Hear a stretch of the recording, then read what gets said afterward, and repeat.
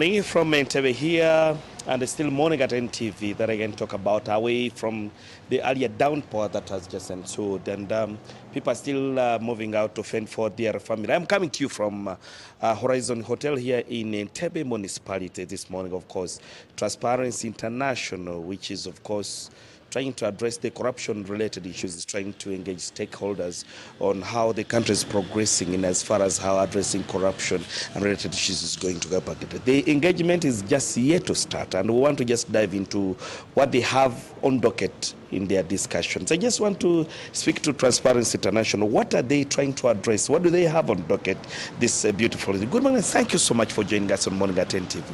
Good morning, sir. Good morning, viewers and listeners. I'm called Lekadu Francis. I work with Transparency International Uganda as the Director of Programs. Now, like you have said, of course, corruption is not new. All of us know about corruption. And interventions have started a long time ago, and they continue to move on. Today, we are specifically here with a number of stakeholders, government, CSOs, and also journalists. We are trying to look at our participation in the fight against corruption, but also we are trying to see how we are being ranked globally.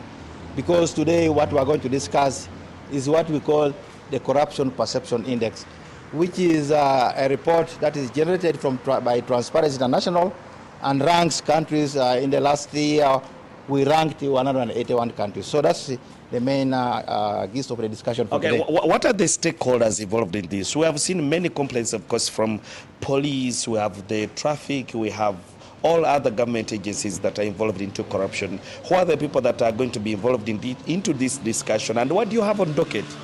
Well, like I've said, we have government led by the Inspector General of Government, but we also have colleagues from OAG, PPDA, IAF, and a few other organizations, mainly anti-corruption agencies.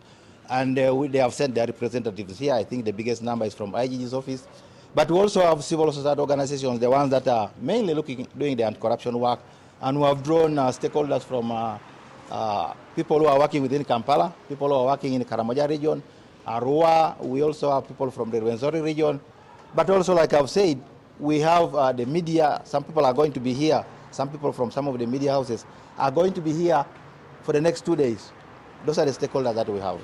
When you're speaking about corruption, you're talking about a common person who is a farmer going maybe to a health facility and Yes. is asking 2,000 for a Panado, which is supposed to be free from government. Yes, You're talking about that person who is driving on the road and the traffic officer says, give me 5,000 because you have been overspeeding and all Yes, those. yes. But we want to stick it because corruption is two-way. They accused and of course. What exactly do you want to address in this?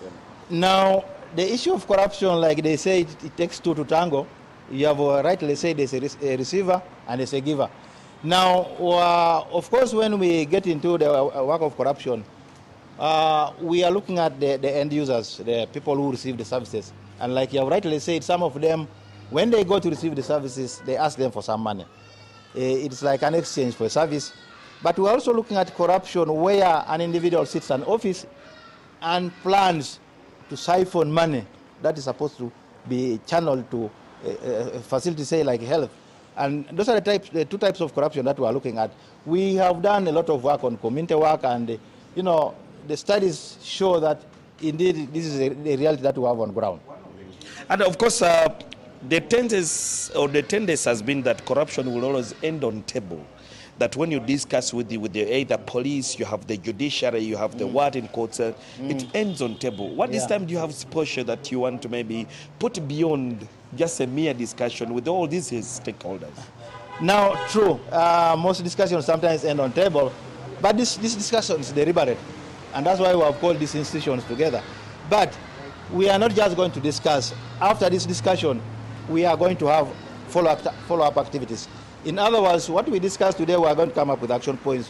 We are going to attach responsibilities, and we're also going to have a plan for following up, so that at the end of the day, what is discussed here, what is agreed here, we want to see it translate into creating the changes that we want. In other words, the corruption-free society. That's what Let's we're take a sneak peek into your docket. What are those things notably in Uganda that, let's say this station is highly ranked as corrupt and those.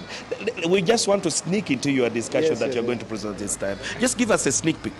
Well, I will give you, although it may not be the main agenda for the discussion today, but because you have asked it, I will give you an example. We recently did a research. Of course, the report is being prepared. But you'll find that the main thing is about the duty bearers asking for some money in return, in return for a service. And unfortunately, I don't know whether I should say unfortunately, and also there is also a reason for that. Police are always ranked high, and I think it's mainly because there are a lot of interactions that the police have with the people. When you have a problem, you are running to police. When when somebody has broken into your house and you need a solution, you are running. So many people interact with police compared to the other institutions, and the interactions at all levels, national, village, the police is always there. So the police is always ranking.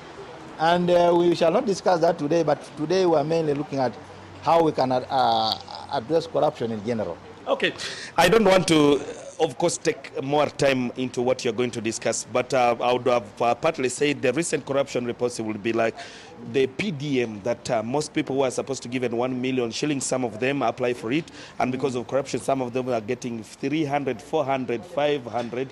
That will leave it to your discussion. Yes. But for time reasons, I want to let the conversation be for now, and we're looking forward to your discussion in this engagement with the stakeholders. And I want to thank you so much for speaking to us as we look up to the discussion. Of course, it's quite an important discussion and talking about corruption. We wait to see what Transparency International is waiting to reveal in their report, and of course that's what we can tell our audience. And for time reasons, now you let the conversation be for here from Entebbe.